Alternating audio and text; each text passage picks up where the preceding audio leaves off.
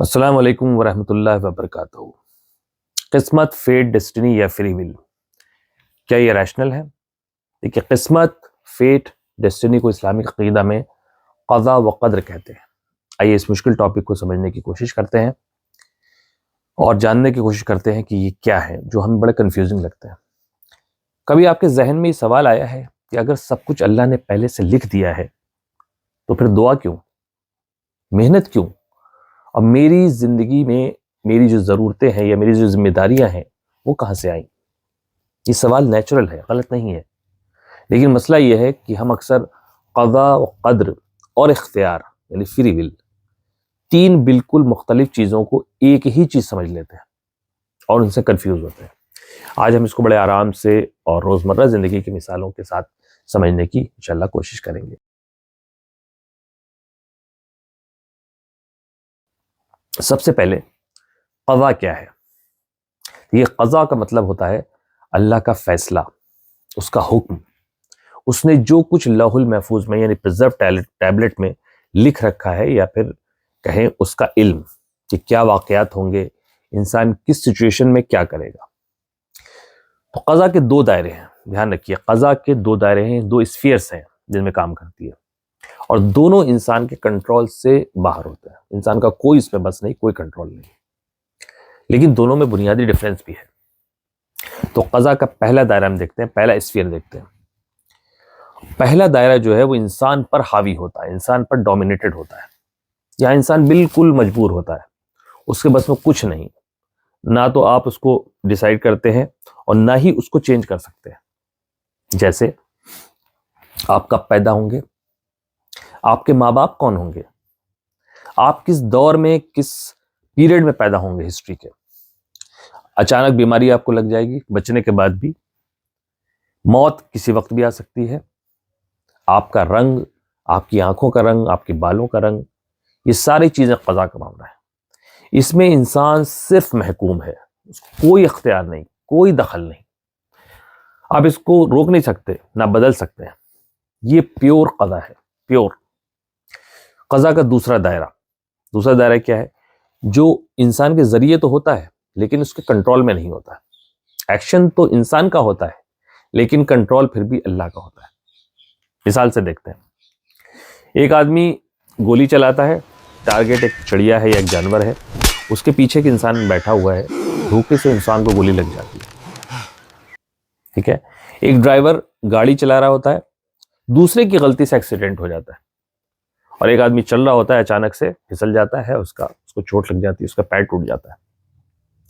بات کرتے کرتے ہمارا ہاتھ جو ہے کبھی کبھی گلاس پہ لگ جاتا ہے اور گلاس چکنا چور ہو جاتا ہے۔ یہاں پہ سوال آتا ہے کہ اگر انسان کے پاس پورا کنٹرول ہوتا تو کیا یہ واقعات ہوتے، وہ ان کو روک نہیں لیتا؟ تو یعنی کہ کنٹرول نہیں ہے، لیکن یہ ایکشن سب ہو رہے ہیں انسان کے ذریعے۔ اس لیے عقیدہ یہ بھی کہتا ہے کہ یہ بھی قضاء ہے، کیونکہ اس میں انسان کا کوئی دخل نہیں ہوتا، انسان کے ذریعے سے ایکشن ہو رہا ہے پھر بھی نہیں ہوتا۔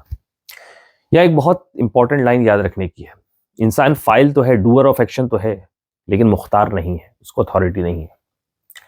اب اس قضاء کا نتیجہ کیا ہوتا ہے؟ قضاء کے دونوں دائرے انسان کے اختیار سے باہر ہیں۔ پہلا انسان پر حاوی ہے، جس میں کوئی دخل نہیں انسان کا، دوسرا انسان کے ذریعے تو ہو رہا ہے مگر اس کے کنٹرول سے باہر ہے۔ اب آتے ہیں ہم دوسرے پارٹ پہ، قضاء تو ہم نے سمجھ لیا، دو دائروں کو، قدر پر۔ یہ قدر کا مطلب ہے اللہ کا چیزوں کے اندر صفات رکھنا، ایٹریبیوٹس رکھنا، کوالٹیز رکھنا، ٹریٹس رکھنا۔ جیسے اگزامپل کے طور پہ آگ میں جلنے کی صفت ہوتی ہے، ٹھیک ہے، پانی میں پیاس بجھانے کی اور ڈبانے کی صفت ہوتی ہے، چھری میں کاٹنے کی صفت ہوتی ہے، اور اسی طرح انسان میں بھی اللہ تعالیٰ نے انسٹنکٹس رکھے ہیں اور آرگینک نیڈس رکھے ہیں، یہ اس کی ایٹریبیوٹس ہیں، انسان کے ایٹریبیوٹس ہیں۔ جیسے اس کو بھوک لگتی ہے، اس کو پیاس لگتی ہے، اس کے اندر جذبات پیدا ہوتے ہیں، جیسے غصہ ہے، خوف ہے، محبت ہے، ٹھیک ہے، یہ سب اسٹیٹک ہیں، مقرر ہیں اور تبدیل نہیں ہوتے، یعنی اس کے اندر فکس ہیں یہ ایٹریبیوٹس سبھی چیزوں میں، ٹھیک ہے۔ آگ کو جلانے سے نہیں روک سکتا کوئی انسان چاہے تو، اور آگ اگر جلے گی تو جلنے کا ہی کام کرے گی، ہیٹ دینے کا کام کرے گی۔ چھری کو کاٹنے سے نہیں ہم روک سکتے، چھری چلے گی، جس پر چلے گی اس کو کاٹے گی ہی، ہاں اس کو ہم ریگولیٹ کر سکتے ہیں. ہاں صرف انبیاء کے معاملے میں معجزات ہوتے ہیں جہاں پہ ان قدروں کو، ان ایٹریبیوٹس کو جو ہے تھوڑے ٹائم کے لیے ٹیمپریریلی بدل دیا جاتا ہے، چینج کر دیا جاتا ہے. جیسے حضرت ابراہیم علیہ السلام جب آگ میں پھینکے گئے تو آگ کے ایٹریبیوٹ کو چینج کر دیا اور وہ آگ گلے گلزار بن گئی. لیکن عام طور پر جو ہے زندگی میں قدر جو ہے چینج نہیں ہوتی، قدر بھی چینج نہیں ہوتی، یہ بات دھیان رکھیے گا. اب آتے ہیں فری ول پہ. تو فری ول کہاں پہ، اس کا رول کیا ہے؟ تو قضاء و قدر میں فری ول کا کوئی مطلب نہیں ہے. انسان اس میں بے بس ہے، مجبور ہے، یہ صرف اللہ کے دائرے میں اختیار میں ہے. تو اختیار یا فری ول قضاء قدر کو نہیں بدل سکتا، بلکہ اختیار یعنی فری ول قدر کے استعمال میں ہے کہ قدر کو آپ استعمال کیسے کرتے ہیں. بہت سیدھی سی مثال ہے، چھری کا کام کاٹنے کا ہے، یہ قدر ہے، ٹھیک ہے، کیونکہ چھری میں ایٹریبیوٹ ہے. لیکن آج سبزی کاٹ کر کسی کو کھلاتے ہو یا کسی بے گناہ کو زخمی کرتے ہو یا اس کا گلا کاٹتے ہو، یہ آپ کے اختیار میں ہے. چھری وہی ہے، کاٹنا وہی ہے، تو پھر بدلہ کیا؟ آپ کا فیصلہ. اس لیے کہا جاتا ہے اللہ نے چھری کو صفت دی، انسان کو صرف استعمال کا اختیار دیا. اس لیے حساب ہوتا ہے نتیجوں پر نہیں، واقعات پر نہیں، صفات پر نہیں، حساب ہوتا ہے نیت پر، اختیار پر اور انسان کے ایکشنز پر. انما الاعمال بالنیہ، اعمال کا دار و مدار تو نیت پہ ہے.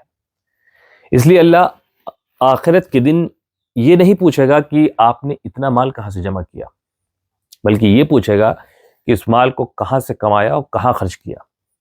کیونکہ مال تو اللہ نے دیا ہے، وہ تو رزق کا پارٹ ہے، وہ تو قضا کا پارٹ ہے. اس کو کمانا اور خرچ کرنا انسان کے اختیار میں ہے.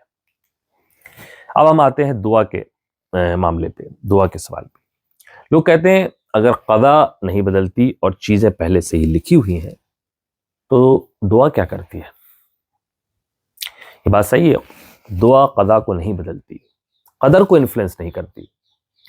دعا جو لکھا ہے اس میں سے آپ تک کیا پہنچنا ہے یہ طے کرتی ہے. یعنی چیز لکھی ہوئی ہوتی ہے لیکن اس کی انٹینسٹی، اس کا طریقہ، اس کی ٹائمنگ اللہ کے دعا کے ذریعے جو ہے تبدیل کر دیتے ہیں. اگزامپل کے طور پہ اگر لکھا ہے کہ دعا نہیں بندہ مانگے گا، بندہ دعا نہیں مانگے گا دعا کے بغیر، تو اللہ نے لکھ رکھا ہے کہ بیماری جو ہے جلدی لگے گی، لمبی چلے گی، مالی تنگی لائے گی. اور اگر دعا کر رہا ہے بندہ، دعا بندے نے کری ہے دعا کے ساتھ یعنی، تو وہی بیماری مگر ہلکی لگے گی. علاج اگر ہوگا تو علاج تیزی سے کام کرے گا، بندے کو صبر عطا ہوگا، اس کے گناہ معاف ہوں گے. ایک اور مثال سے سمجھتے ہیں. اللہ کے رسول صلی اللہ علیہ وسلم نے فرمایا کہ صلہ رحمی کرنے سے زندگی بڑھتی ہے اور رزق کشادہ ہوتا ہے. تو اس کا مطلب اللہ نے پہلے ہی اس کو کنڈیشنل لکھ رکھا ہے کہ اگر بندہ صلہ رحمی کرے تو اس کی عمر 60 سال اور اگر نہ کرے تو 50 سال. تو یہ لکھا چینج نہیں ہوا بلکہ یہی لکھا تھا، اور اللہ کو معلوم تھا کہ بندہ کیا کرے گا. معلوم ہونے سے اس کے اوپر جبر نہیں آتا، اس کے اوپر فورس نہیں ہوتا. تو دعا کا کرنا اور نہ کرنا بھی قضا کا پارٹ ہے، اور اللہ المحفوظ میں یہ بات لکھی ہوئی ہے، کتاب میں یہ پہلی بات لکھی ہوئی ہے. اس لیے کہا گیا دعا قدر کو نہیں بدلتی مگر قدر کے اثر کو، اس کی شکل کو، اس کے طریقے کو بدل سکتی ہے. یہی معاملہ رزق کا ہے. رزق انسان کا فکسڈ ہے، اس میں کوئی شک نہیں، بٹ اس کی کنڈیشنل لوپس ہوتی ہیں. ٹھیک ہے، کنڈیشنل لوپ جو ہے وہ قضا کا پارٹ ہے. یعنی اگر بندہ اتنا کام کرے تو اتنا رزق ملے گا، اسے اتنا کرے تو اتنا ملے گا. اور کسی کے لیے یہ بھی لکھا ہے کہ کچھ کام نہ کرے تب بھی اللہ اس کو اتنا رزق دے گا.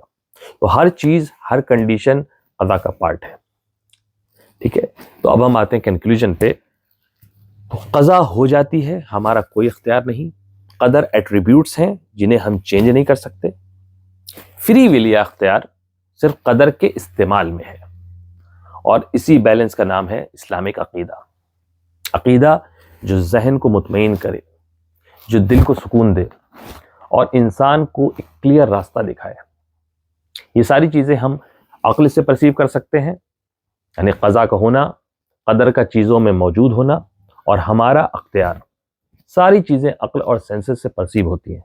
وہ قضا و قدر کا اسلامک عقیدہ بھی عقلی یا ریشنل ثابت ہوتا ہے. اگر یہ بات آپ کے لیے واضح ہوئی ہو تو اس علم کو آگے پہنچائیں، تو اس علم کو آگے پہنچانا بھی قدر کا ایک اچھا استعمال ہو سکتا ہے۔ اللہ ہمیں صحیح سمجھ اور صحیح اختیار عطا فرمائے، آمین یا رب العالمین۔ السلام علیکم ورحمۃ اللہ وبرکاتہ۔